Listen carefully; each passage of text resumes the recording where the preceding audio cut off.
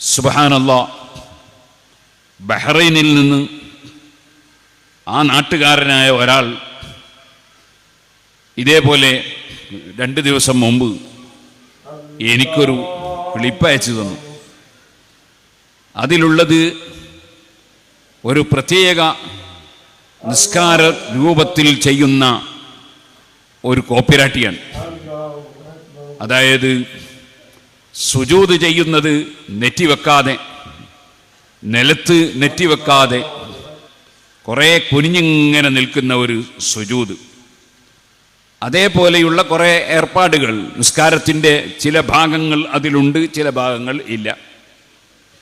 അത് ബഹ്റൈനിലുള്ള എനിക്ക് പരിചയമുള്ള ഒരു അറബി സുഹൃത്ത് ആ ക്ലിപ്പ് അയച്ചിട്ട് എന്നോട് ചോദിച്ചു, നിങ്ങളെ ഇന്ത്യയിൽ ഇങ്ങനെ ഒരു നിസ്കാരം ഉണ്ടോ എന്ന് ചോദിക്കുകയുണ്ടായി.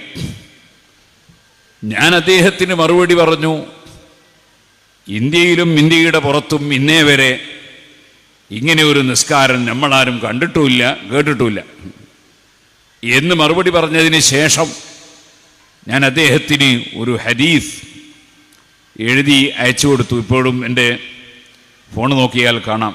യകൂന ഫി ആഖിരി സമാനി ദജ്ജാലൂന കദ്ദാബൂൻ. നബി സല്ലല്ലാഹു അലൈഹി വസല്ലം അന്ത്യനാളിൻ്റെ ലക്ഷണം പറഞ്ഞുകൊണ്ട് പറഞ്ഞു, അന്ത്യനാളിൽ കുറേ കക്ഷികൾ ഉണ്ടാകും. കദ്ദാബൂന, അവർ ധാരാളം കളവ് പറയുന്നവരായിരിക്കും.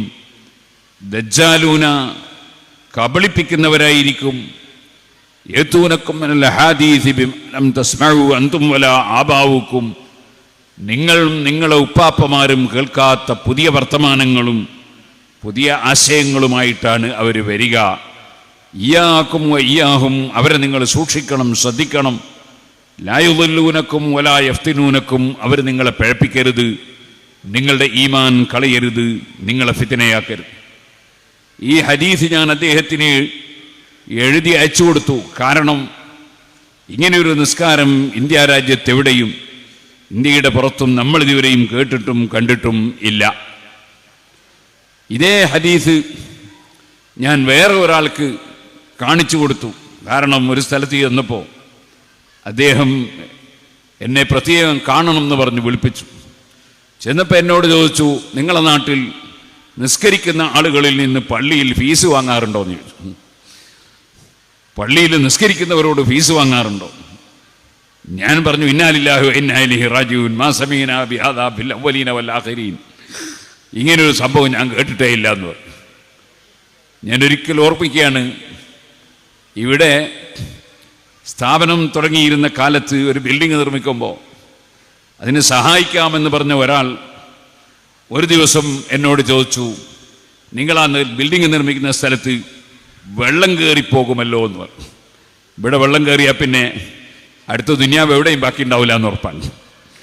ഇങ്ങനെ ധാരാളം കളവുകൾ പറഞ്ഞ് പ്രചരിപ്പിക്കുന്ന കക്ഷികൾ ദീന് ഫസാദാക്കാൻ വേണ്ടി ലോകമെമ്പാടും ചുറ്റിക്കറങ്ങുന്ന ഒരു കാലഘട്ടത്തിലാണ് നാം ജീവിക്കുന്നത്.